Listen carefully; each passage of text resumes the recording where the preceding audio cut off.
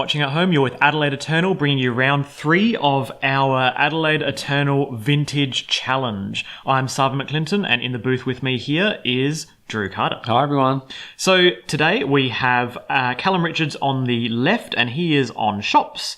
And on the right we have Michael Hearn, and he's on Paradoxical. Michael is in our Hall of Heroes, and his last win was actually for Vintage. So this time we're going to see whether or not he can pull out another one of the big W's and get another trophy to his name. I wonder, was he on the same deck or a similar deck? Or? Yes, he's actually started playing Vintage with Paradoxical, Storm-based deck.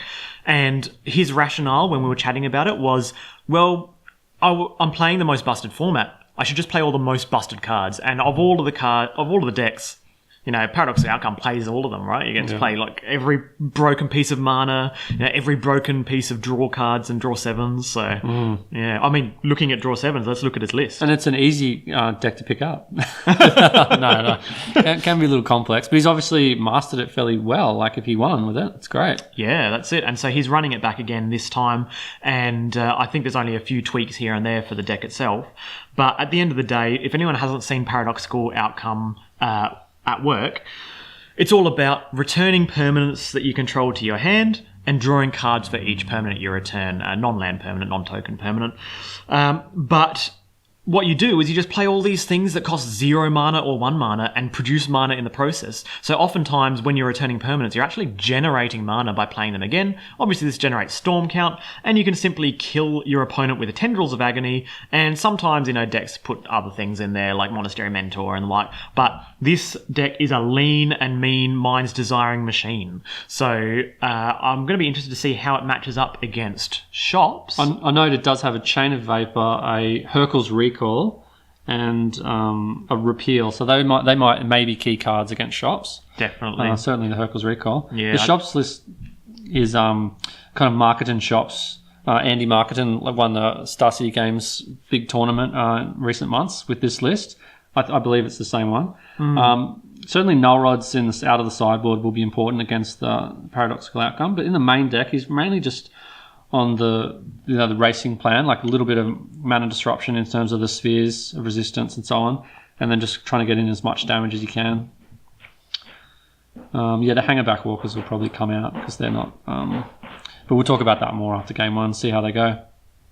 Isn't it interesting to see let's go down to the match and we'll chat about it further. But isn't it interesting to see how Shops has changed over time, and now it's running things like Steel Overseer in the main deck because being fast and low to the ground and having cheap threats and then just powering them out, especially in the mirror, is so good. Yeah, and it does help against combo as well. I mean, Smokestacks was probably a little bit slow against kind of combo decks. It just has that light touch of mana disruption, but it does seem to be enough to put the opponent off balance under this kind of hailstorm of just aggression. Absolutely. And speaking of off balance, Michael has mulled to 6, I believe, and he scryed to the bottom, and that's never a good sign, right? But he's on the play. Okay. So, once one sphere comes down in game 1, it's very, very hard. And this hand here... It's an aggressive hand, but it has no mana disruption. Yeah, so what Callum is going to be able to do is go Mox, Lotus, Land, and deploy, 2 to 3 threats, but none of those tax the mana of a Paradoxical Outcome deck. And Michael could always risk it and not try and go off this turn with a light hand, because he's on the mulligan, and... hope that there's no top deck, Thorn of Amethyst effect. Yeah, I think Michael's got a fair bit of time, actually, if he dodges those... Maybe he doesn't need time. So look at that. He's gone out with a possible 6 mana at his disposal if a card in his hand cost 3. Because what happens with Lion's Eye Diamond is it's like Black Lotus as long as you put something on the stack, because you're going to discard your hand. But here we go. Speaking of Black Lotus, a real Black Lotus gets cast, which deploys an Arcbound Ravager, 1 mana floating, use the mana floating to produce another Arcbound Ravager off the Mishra's factory. And if you look at that, that's not a lot of power beating down next turn. It's really like 2 or maybe 4 if you activate the shop. So that's a lot of time for the combo deck to kind of get its things into position. Definitely. It's the kind of hand that will be good against control decks where... Yeah, resilient to removal. Yeah. But Chalice Chalice. Awesome top That deck. changes everything, doesn't it? And I like how Michael could have kept all those cards in hand and gone, you're not going to draw a Thorn. I'm just going to go off and storm off next turn. But he wisely deployed them thinking, well, I lose to Chalice of the Void off the top. Yeah, that was very astute. Yeah, so Imagine he's if he going, Storm had- Count's not as important as just returning these. And, casting them and returning them in the future with Paradoxical Outcome. Here, he can't, it's a liability to cast Paradoxical Outcome, isn't it? Because you might not actually be able to deploy it again if you don't draw Chain of Fable. So the Chalice is still very good. Is the Chalice for 1 any good against Outcome? Oh, it's a really good question. So it's way worse. Chalice for 1 is way worse against Outcome. We're just assuming it's not turn 1. So they've already deployed some Moxen. It's way worse against Paradoxical Outcome in comparison to, say, Mentor. Like the Turbo Xerox decks, if it's past turn 1, so they've already had an opportunity to play their Moxen, Chalice for 1 is so good against them. They can't fragmentize. They can't, Swords to Plowshares. They can't preordain and all those kind of things. But here, I think 0 is better. But the interesting thing is he could have done it for 1 and then played Phyrexian Metamorph to get a Chalice for 0. Oh, I like that play. Very nice. Yeah, that would have been sweet. Get the Chalice for both of those numbers. So here comes in, crashing into the red zone, a whole 4 damage. Yeah. Not ideal. But remember, the Chalice is out, so it does deny future Paradoxical Outcome chains, so to speak, because he can't replay those pseudo Moxen and pseudo Moxen. So the last card in hand, is that just like a land and a Metamorph? There's a Metamorph, yeah. Okay. All right.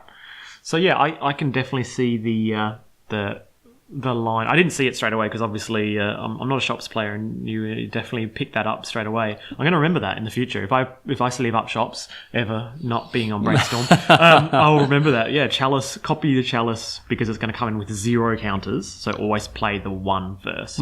He could have played his Metamorph there off the workshop. Ooh, the main deck Hercules. Okay, this is probably game over, isn't it? Yeah, that's perfect. Yeah, so this was end of turn Hercules recall. This way Michael can go to his turn and untap those land and be able to actually cast the Paradoxical Outcome, which would no doubt is the last card in his hand, right? Like, Otherwise, you we'd would just assume- keep the Hercules. Yeah. Here we go. Paradoxical Outcome, also returning the LED, not cracking it for mana because drawing the extra card in this juncture is probably more important. So that was a draw for 3. Let's see if the draw for 3 can get anywhere, because once that Chalice comes down again, it's going to be very hard to do anything. No. Storm count 4? If he does get another turn, I'd like to see the Chalice for 1, then the Phyrexian Metamorph. If he could, Yeah, he'd have the that'd be mana sweet. for it. Absolutely sweet. So let's see if those 2 remaining mana there are going to do anything. He doesn't have Tinker Colossus main deck as a backup plan B. He's got it post sideboard. Yeah, I love the Blightsteel Colossus in that sideboard where you just kind of bring it in and they go, oh, well, Is he just Tendrils main deck, or does he have Mentor as well? Tendrils main deck. Some decks like to play Mentor. He's not. He's just going all in on the fact that All in on Tendrils, Storm. yeah, like Tendrils are just win him the game 1. No problem. Then game 2, you can figure out whether he needs a Blightsteel or not. Storm count is 4 here. Storm count is that's a land. That's one of those funky lands that no one can ever interpret what they are. I assume that's like it's got 2 words. One of the words is short and one of the words is long, and it's going to fetch something that is probably tapping for blue. So not Verdant Catacomb. yeah, no. it's too short. Is it Misty Rainforest? Is that? I'll go with that. Okay, let's go with that. Oh, it's got a Yi signature. And Yi did the Misty Rainforest, Misty Rainforest Expedition. I noticed Michael, even though he doesn't have Blightsteel, he does have Tinker for Memory Jar. So that's another line you could see. But I wonder if that might happen here, because he's fetched the land. He's got 3 mana at his disposal, and whatever he casts, he's going to discard the other cards. So let's see what it is. Windfall. So Windfall after Hercules Recall That's is beautiful. great. Yeah. So this is a crack for mana, probably going to be 3 blue mana. He ends up discarding Tendrils, so he's going to Tinker. have to find, and Tinker. So he's all in on finding Yawgmoth's Will, otherwise he can't actually win the game, right? So he could. He got Time Twister. Time Twister. Yeah, so it's Time Twister and Yawgmoth's Will are the 2 ways to actually cast that Tendrils of Agony again, have access to it again. Once it's in the graveyard, otherwise there's no real ability to cast it again. It's interesting to see, the comparison.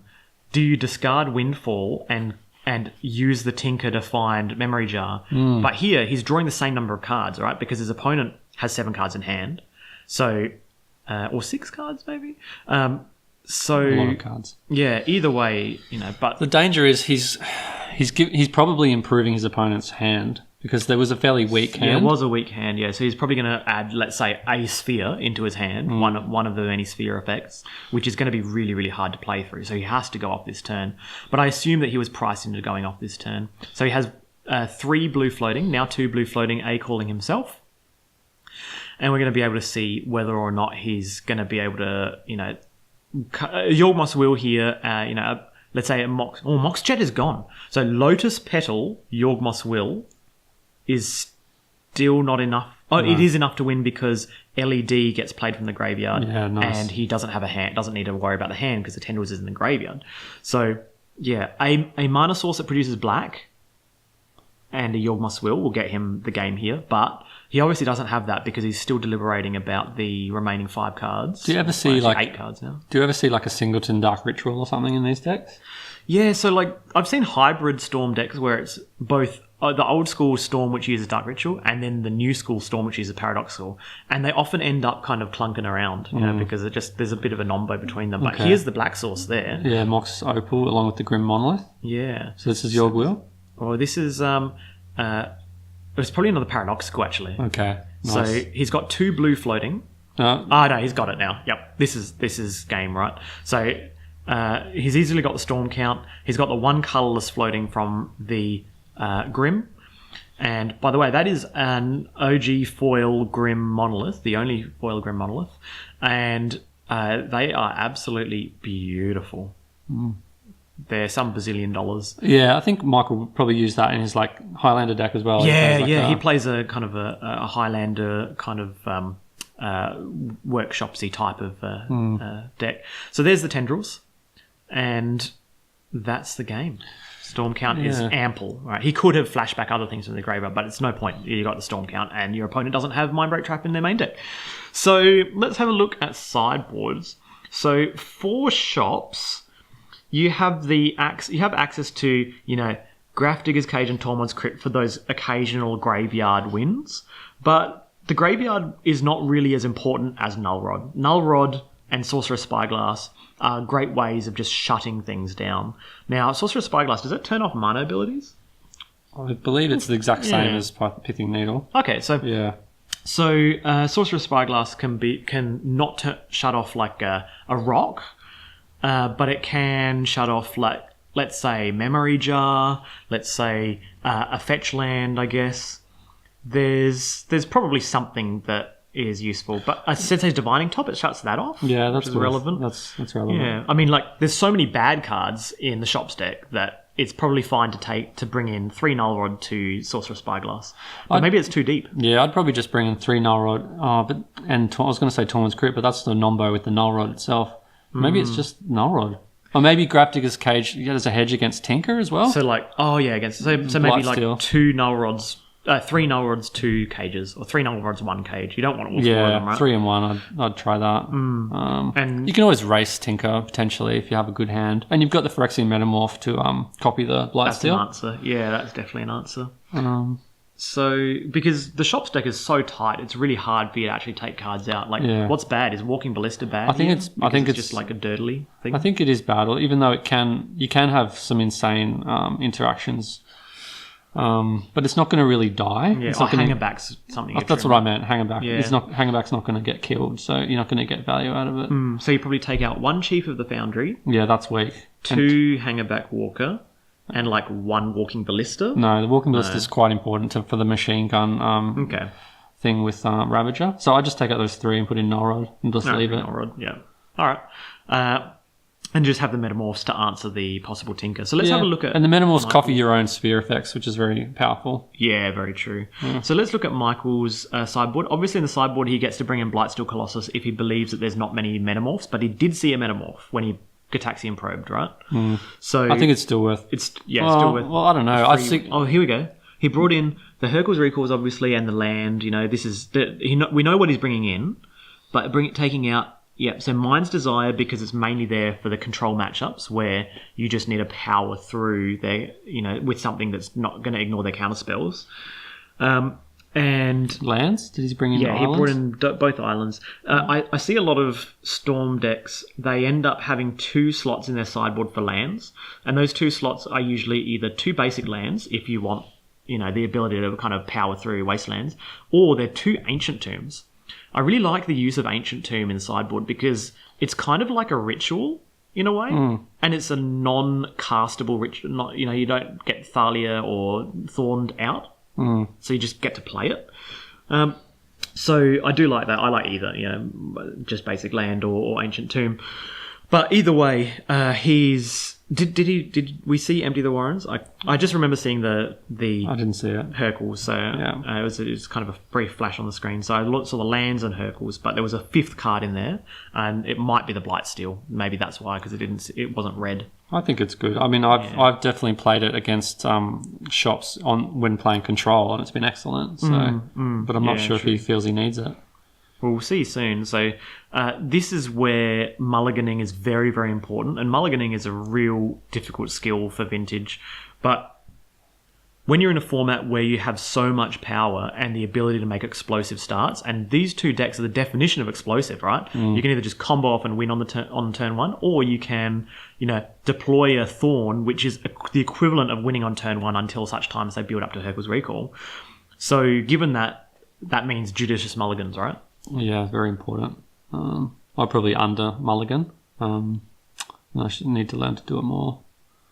So, and here we go. We've got Callum going back. So, Force of Will and Tolarian Academy, Pseudo Lotus, and there was an outcome there. Pearl, not Pearl. I can't remember. Opal. And there was an outcome. All right, nice. So I think the shop... That's good. He's got the Force of Will for the first lock piece, right? Yeah, I think the shop's player is fair to mulligan aggressively. McLaughlin definitely thinks that's correct. Try and get a piece of hate, like a null rod or a sphere or something. Yeah, I can see Callum going down to like 4 and just having a Mishra's Workshop, mocks of some kind, and then 2 spheres, and you play the first sphere, it gets counterplay the second sphere, and you're like, that was the best 4 I needed. Hand of 4 is great. So he's deliberating on 6 here, and it looks like a keep. So scry to the bottom or top will be telling. And he is on the play, so it's very, very important. And one interesting thing is, because Callum's on the play, if you're in Michael's position, if you didn't have Force of Will in your opener, would you mull to 6? Yeah, I don't know. I think like if the hand is mediocre, you mull. But if the hand had, let's say, like a Hercules and 5 land, you keep it. Right? Yeah. And Hercules and Tinker are just huge. Yeah. That's a great start. This is a very, very nice start. So this is probably going to prompt a reaction because an Ancient Tomb was used. Therefore, the threat of a second one is very low. But remember that Michael's hand actually doesn't have that many blue cards, and it's going to involve him pitching a Paradoxical. And he didn't force it. Yeah. That's very interesting. So this means maybe he's just playing to Hercules. Yeah, he knows he's got enough in his deck. He's got Chain of Vapor and other stuff as well. So he'll just, if he's not under pressure, he can try to take his time, develop his mana, and then bounce something. Yeah, so this is 2 life and 2 mana to deploy a Mox and a Gataxian Probe. It's always hard to play through Thorns, but this is a Null Rod. Oh, this is a really good hand for Callum. It's fantastic. So the follow-up turn is going to be amazing, right? It's interesting that he played the Sphere and not the Null Rod. That's probably correct on the play. I think it's correct, especially if you're prompting the Force. They force it, you untap, you play Null Rod. That would just be backbreaking. Yeah. So here we end up getting, if his mana source is the Tolarian Academy, he can play the Academy, and then either way, by playing a Null Rod here, he's not going to be able to deploy anything else because the Academy doesn't tap for, He only taps for 2, He only taps for 2, and you're already being taxed for 1. So here comes a Null Rod. Now, Null Rod, obviously very good here because the Force of Will can't be cast because there's a tax in play. And also it means that to actually get to Hercules Recall, Michael's going to have to generate 3 mana total off non-rocks. Yeah, so 3 lands. That's hard. Especially against Wasteland and so on. Absolutely. Now, also, his Mox Jet does not generate mana to actually play other rocks in order to power up, say, a Talarian Academy. So here's another rock. All of these are coming out. They're not tapping for anything. They're not doing anything. I think he wants to be doing ponders and preordained. He wants to be digging to try and find some bounce. Yeah, yep. I can see him playing these out because he's going, well, look, Talarian Academy is a great out for me, right? Yeah, true. That's a good thought. Just deploy them and go, once they're on the battlefield, Callum ignores them. He's not going to, cast Phyrexian Revoker and name one of these. He's probably going to name something like fetch land or something. Memory jar or something. Something that's not even a rock. But you can't name lands. Can't name lands. I always forget that. It's so confusing, isn't it? We need a shortcut key, just like a poster up on the side, and it just goes BT dubs. This is what non-mana abilities, Pithing Needle. Mana abilities, okay, but non-lands, Phyrexian Revoker. Sorcerer's Spyglass, who knows? Yeah, I think it's the same as Needle. I did look it up. Yeah, okay. So he's thinking what to cast here. Do I cast the Ravager or Metamorph, or he doesn't have them? Oh, he's got 4 mana. Okay, so I'd Metamorph a Sphere. Yeah, but he wants to start getting some damage on as well. True, but Ravager's weak. Yeah, look, if you Metamorph a Sphere here, I think that's great. Oh, Sorcerer's Spyglass. He did bring it in. So Spyglass, he gets to look. Mana Crypt. Yeah, so there's a Talarian Academy in hand. And Paradoxical, like Enforce. So he's building up the mana. Yeah, the mana's really, really coming together there. So he can't... okay. So he can just power through with the Academy in order to, cast a Paradoxical, but that's going to draw him, let's say 4 cards once the Crypt is out. But it's going to be really, really hard to actually. He's reading it as well. Is it Needle or is it? Yeah. Which one's which? You can name lands. Can name lands. Yep. So you can name like Flooded Strand when you look at their hand, and it's hilarious on the play. So yeah, he's just naming LED because obviously LED is the most backbreaking of all of these. He can't name mana abilities though. So it is non-mana activated abilities of sorcerers with the chosen name can't be activated unless they're mana abilities. Yeah. So he can name mana abilities, but nothing happens. Yeah, okay. So this is one where you just don't remind your opponent that you can name mana abilities, but nothing's going to happen when you do it. So is this one of those genius or grifter situations where you look at Sorcerer's Spyglass, you call a judge over, you look at a card in your hand, you call a judge over, and you say within earshot of your opponent, can I name Birds of Paradise with this? And the judge goes, yes. Then you confidently play Sorcerer's Spyglass on the battlefield and you say Birds of Paradise and write it down. And your opponent just plays the rest of the game like not activating the Birds of Paradise to tap for mana because they think... technically the judge has answered correctly. I thought the story was you ask the question, can I name Birds of Paradise? Your opponent lets it resolve, assuming you will wrongly name Birds of Paradise. And then you change it? Yes. Yeah. Then you name the thing that's in play. Oh, so good. Oh, yes. Love it. So this was a deployed mana crypt of 1 mana. Now, the Talarian Academy taps for a lot, but it's getting wastelanded. 1, 2, 3, 4. Taps for 4. So you cast Outcome here? You can cast Outcome to get your things back just to draw 4 cards. No, I'd do that. I think you just have to do it because the Wasteland's hitting your Academy anyway. The Academy's not going to generate any mana anyway because it's gone, so you may as well return your artifacts.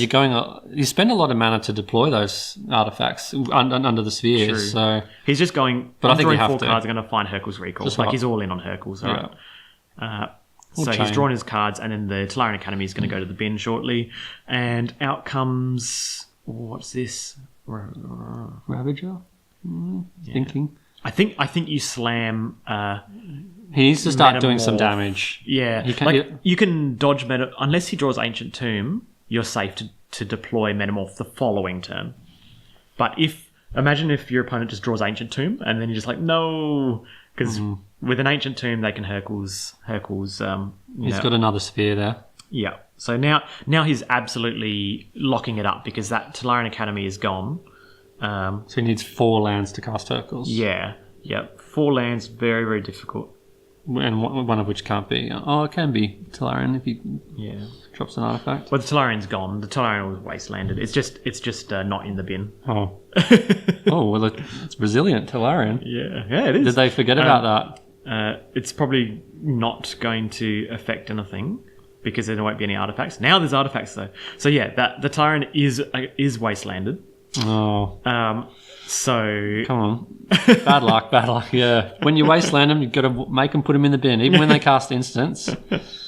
So they would have forgotten. They were thinking about the. I think it's the paradoxical outcome. Yeah, the paradoxical, and sometimes when people respond to land destruction, it's usually gush, isn't it? And you're thinking in your mind, oh, so they gush, they saved the land. Like you've got that going in your mind, but. Here it's like, oh no, actually, it wasn't a gush, and the academy's gone. So either way, the interesting thing is, either way, I'm pretty sure Michael is 10% to win this game. I'm not sure because he could with that mana, he could build up to a Hercules or something because he's not under pressure. His life's not under pressure at all. True. So he could have several turns. It's all about this. These cards discarded. This might tell us something about what's in the hand of 7. I think if I'd be showing the camera in my hand because I'd like to know whether the Hercules... This is like a Hercules or bust game, right? Mm. So, but I assume that because he's not showing us his hand, he doesn't have Hercules. I just assume it's like... I don't assume that. The misery, the disappointment of my deck just not giving me Hercules. I don't want anyone else in the misery. So yeah, the Double Force and LED are gone. Remember, LED was being named by Sorcerer Spyglass, but remember... It can still be activated because it is a mana ability. Well, then maybe both players have forgotten that. True. So maybe the Birds of Paradise name is it's working. So here we've got a creature, and he should ditch the Sorcerer Spyglass now to make the guy a bit stronger. Make it big, yeah. Yep. Now that the LED is gone, you can safely pump up that Arcbound Ravager. And he's got ample mana, so keeping artifacts around for the Tolarian Academy is just entirely moot. So here's another land for the turn. Now, so he's up to 4 mana now. He can Hercules. Yeah, with the academy. Yeah. Let's see what comes out. It might be more rocks. So this is all just still building up. And one note for the viewers. This is why you'll note that whenever, especially when I'm on coverage, I like to line stacks up and put cards physically on each other because it just helps me remember. Like even though it's fun for there it is, it's in the bin. Oh, even though good. He didn't have to do that because it's fairly late. Yeah, I'm glad that he respected. What would the judge call be there? I think it would just be it stays. Because it's too late. I'm no judge, but oftentimes I've been in those situations where it's like, it's too much time has passed, you can't change it. But other times it's like, nothing has really changed, so it's okay for us to just put this in the bin. It's not like they've used that for mana and it's dramatically affected the rest of the game. There's a Phyrexian Revoker. Yep, so in response, the Scalding Tarn is being cracked. Now, no lands can't be named with Phyrexian Revoker. So don't need to crack it. Yeah. So I think Callum's getting full value out of the name a cards. I love it. And I would do the same. If I'm in Callum's position, I'd 100% do these things. And let your opponent crack your fetch. Yeah, let them read the card and then confidently name LED. These kind of things. These are things that you just get because sometimes someone looks at LED and they're like, oh, is it actually a mana ability? Maybe it's not because Death you Knight discard cards. It's not but it is actually a mana ability. Yeah, Deathrite Shaman's not a mana ability though because it's got a target. Yeah, there's a target involved. But the Revoke is a good one because it increases the pressure up to like 3 or 4 a turn, and it continues to punish mana and interfere. I love it. And here with Sorcerer Spyglass being sacked to Ravager, you and your opponent on 16, you present essentially 4 attacks for the win, but actually it's like 3 attacks for the win because you can sack your other things on the critical turn just to pump that up. And here's the Hercules. He did show it to the camera. Yeah. There it is. So now we know that this is all in on the following turn, right? So you need another Sphere or a Phyrexian Metamorph or something to stop that from coming down. Yeah, and even then, if a land is drawn, natural land, and the thing is, the Paradoxical Outcome decks don't play that many actual lands. There's very, very few of them. You've seen 5 lands, yeah. And once you fetch out... the 2 basic islands are from the sideboard, but once you fetch out like 4 lands, there Thorn. It is. Yeah, Thorn. Nice. This is going to be very, very interesting to see whether or not there's a land drawn. Because remember, the Paradoxical Outcome decks... No, do 4. Get rid of the Spyglass. Maybe he names something else. Yeah. Oh, actually, there's merit to. Oh no, there's no merit to keeping it. But hypothetically, if He it did could shut off will or LED, something, yeah. it could be relevant. But He's got null rod for that. yeah, that null rod is real. Yeah. So no fragmentizers in this deck. Chain of Vapor maybe, but yeah, We shift the turn, so we didn't get the no land. land. That means that Hercule can't be cast at end of turn. Now I'm liking the shops. Yeah, side. yeah, it's a very good position to be in. Keep beating down.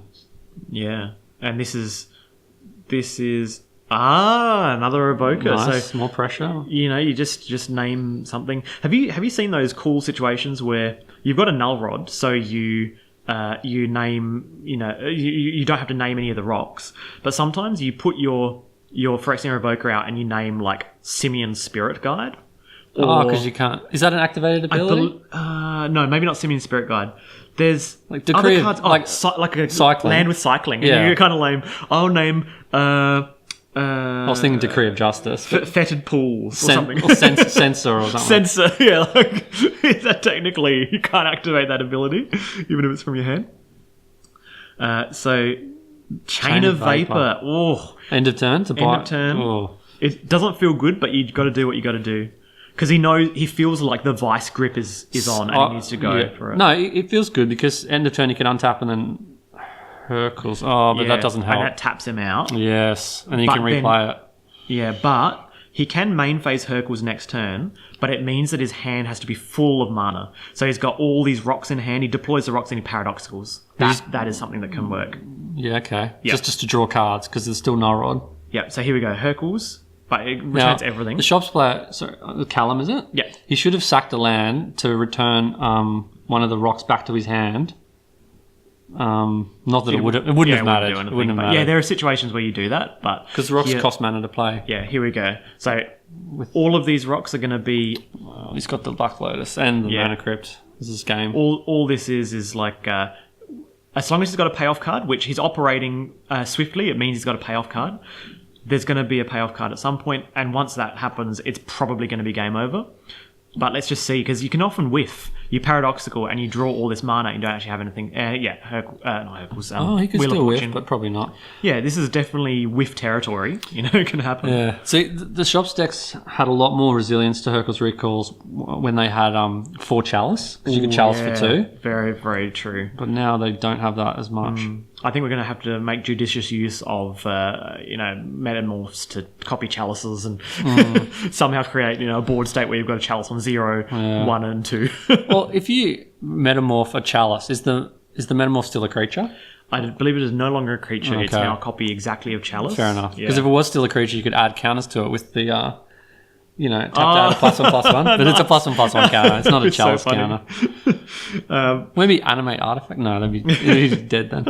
All right. So he's played another opal after tapping the first opal for mana earlier with the Wheel of Fortune. So there's no mana floating. Storm count is 7, and he has drawn 7 new cards, or he has 6 cards in hand now, but he might not have the payoff card. Let's see.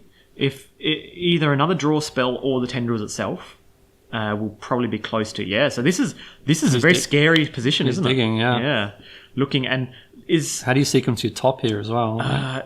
hopefully he finds a fetch land, plays a fetch land, and then activates top. But every time you activate top, you're losing a mana for the turn, and he might not have the mana to actually cast Tendrils of Agony, which feels strange talking about a deck that's basically all mana. But he had to discard a bunch of cards. He discarded LED, discarded all these other cards from earlier on in the game when he just ended up having to paradoxical up to 9 cards.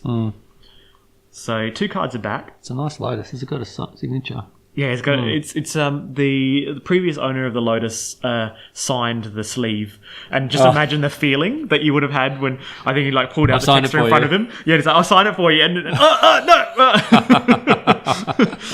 that's like pure trolling right there. It's great. And then it accidentally goes through the Oh sleeve. yeah, sorry, I'll pay for it. What's that, 12 grand? So here's the Lotus being cracked. It's probably for blue if he still needs to keep going, and if he doesn't need to keep going, it's probably It's a blue dice. Does that matter? Yeah. So here we go. Oh, Tinker. All right. Memory jar or Colossus? I Just think you go Colossus. Memory jar. Oh, Because if he's wheeled into a metamorph hand, that's Yeah. bad. yeah. But if you have Hercules in hand, that's okay. Yeah, Colossus, this means he probably has Hercules in hand. Another Hercules, because he's going to pass a turn, Callum's going to play a Metamorph, worst case scenario, and you Hercules him. Even and then Repeal win. could get rid of it with that much mana. Yeah. Now, will it have the mana cost of the big boy? That's a good I question. think it copies all the elements of the card, so it would end up being a mana cost of 11. So yeah, you could repeal it, but you might have to end up Chain of Vaporing it or Herculesing. It's going to be too expensive. It's interesting. So this is actually cool. So he actually used the Tinker to shuffle his deck. So he had 2 cards back from the Brainstorm, and now he's continuing to go off. That's cool. But if you want to really go off, just get the jar, if you mean it. Yeah, I agree. Yeah. Let's see. It's possibly Sided Jar out. I don't know. Do these decks run Time Walk or not? Or they don't bother? Yeah, they do. They still run the power. Yeah, Time Walk's good with this guy. Yeah, Time Walk will seal the deal, won't it? Yeah. So here's the first land drop for the turn. Even though you've seen a lot of mana, that was the first land drop. Nice. Oh, Mark Tadine signed. It's really nice Ponder. Beautiful. Really. What artwork do you like for your Ponder? Look, I used to play the one with the hand and the three balls, the 3 worlds, because it looks so much like what the card does. It just is so like too much parsimonious. So. Yeah, I guess too literal. But for Vintage and Highlander, I've gone back to original arts for everything. Like just try and get the original art for everything. OG. Especially the OG arts for Vintage because it feels really really nice to play the originals. I like the wordplay on Ponder, like pond. I see. It's a bad pun. I like it. Ponder. Yeah. And so it's Phyrexian Metamorph or bust here. Yeah, and one thing you can do is let's say the God Hand deploy 2 Phyrexian Metamorphs to play around Chain of Vapor. and also kill him. And kill him, yeah. Block, kill him back, yeah. But I'm sure that Callum has a sinking feeling that there's a Hercules recall in hand, and he's just going to kind of go like, okay, I'm all in on this, I'm going to try. And there is a situation where maybe there's no Hercules recall, and he plays the Metamorph, and then, you end up attacking, they trade off, but the plan was just to... They minus each other. Oh, okay. So they do kill each other. So they trade off, and then Michael ends up just continuing to combo off. Like he has a Paradoxical in hand and just keeps going for it. But here we go. This is probably going to be one of those buy time, buy me into another draw step. Hope I can block. And then draw a Phyrexian Metamorph. Yeah, well, you only need a Grizzly Bear to survive. Yeah, that's right. Yeah. So this is a Ballista for 1. He's on 12. It could have been a Ballista Michael on for 10? What? Michael's on 10, okay. like... He could still win if he... he has multiple Ballistae. So he has 3 of the Ballistae. Does that defeat the purpose? Can't you just put all the mana into one? Maybe... I'm not sure. Yeah. Oh, no. He wanted to put more mana into his Tolarian Academy. So he actually just spread it out across multiples. Okay. You got the cards, yeah. Yeah. So... And there's really awkward situations where you can't fling the points at Michael's face. Like you can't say block with 2 Ballistae on 1 each and then fling the points at his face, because what happens is you take 11 trample damage. You die. Yeah. So, but there is a situation where if Michael attacks, he blocks with a Lodestone. No, that still doesn't work. Blocking with a Lodestone, then attacking for 6 by essentially attacking with pumped up Ballistae, then sending the damage at his face. Can he possibly win close. here? It's close. Yeah. Yeah. It's all about if he survives his turn. If he survives his turn, I think Callum will be able to attack through the Blightsteel. Even if he loses his Lodestone? Yeah. Because he's going to be able to pump those. But it's probably moot anyway, because here we go. We have an activation of Sensei's Divining Top on the stack and a return of all of those rocks to his hand and the top. And then he ends up drawing 5 cards and not having to put the top back. Now, with Paradoxical Outcome, you get to choose what things you return. So he chooses not to return the big bot. And here is explaining the fact that he doesn't have to put top back on top of the deck. He ends up getting to draw a free card, which is fantastic. Yeah. Now, depending on what he's drawn for the turn, this will determine whether or not he wins on the spot, or I believe Callum wins on a swing back, because basically Michael is priced into not turning that bot sideways if he passes the turn. Because if he turns it sideways, Callum just takes 9 damage, attacks back with Lodestone and Ballista, and the Ballista gets to be pumped with the Tellurian Academy and the other mana at his disposal. So the Ballista will become a 3/3. He ends up attacking for 9 and then flings 3 damage at Michael's face, which is easily lethal. So Michael can't actually attack if he's passing the turn. So it's all about not passing the turn, because Callum has us if the turn goes back to him. It's interesting that Callum didn't play any spheres as well. He could have played 1 sphere, as well as deploying some threats. But he had a wheeled hand, so he has no spheres. Fair enough. And I think his choice is fine anyway, even if he had a sphere potentially, because he's thinking about damage. Now, hypothetically, if Michael can't win this turn and he doesn't attack, so this is the other option. You don't attack with the bot. That means you block the Lodestone Golem and you get attacked with 3 Ballistae. The Ballistae have been pumped by 1, 2, so that's 5 damage total. And then you fling 1, 2, 3, 4, 5 damage from all the Ballistae, which is exactly 10. So Michael has to win this turn, otherwise he loses regardless of whether or not he attacks with the bot. The other reason, assuming there's nothing in hand. The other reason why he might have played out all 3 Ballistas is he has got one of the guys who pumps all your dudes in his hand. Although true. You know, it's a chief or something. Yeah. Probably sided out. But yeah, if it was in there, if it's in his hand, that could a good card next turn, if he survives, would be the one that just gives all your dudes +1/+1. Yep. So this attack, so as we were going through before... You can just... Isn't this lethal? You can just... Oh, he has to do damage to each of the creatures? Yeah. Okay. So it does 1 to each of them and then tramples over for 9. Yeah. So now Callum takes 9 poison, and now Callum wins on the swing back unless Michael does something about the Lodestone Golem. Yeah, because it's going to be exactly as 10, 5, 6, 7... And, one thing we hadn't factored in. Tellurian Academy only taps for 2 mana now with this block. So 3. 2 mana, though. Oh, 3, there's a Mox, yeah. So, yeah, our previous line is still deterministic. It is a win if he swings back. So, Michael has to win here. Otherwise, he loses, and Callum has the W. So the Lodestone was great because it's both applying a lot of pressure in terms of life and also interfering with the mana. Is he paying for these Moxes? They're actually artifacts, so he doesn't pay for artifact spells. Yeah, it's pretty sweet. So this is a storm count of 7. Obviously, Michael doesn't have tendrils in hand. Otherwise, if your opponent's life total is 8, it doesn't matter. You've just got him. So this means he's probably got like some kind of draw spell or paradoxical outcome or something like that. He's got lots of cards in his hand. Yeah. Is that his hand or is yeah, it's his hand. Now note that paradoxical outcome plays really, really nicely with Lodestone Golem because it only costs you 1 more, but then all those rocks we replay for the normal cost. So the sphere is way better. That's it. Yeah. That's it.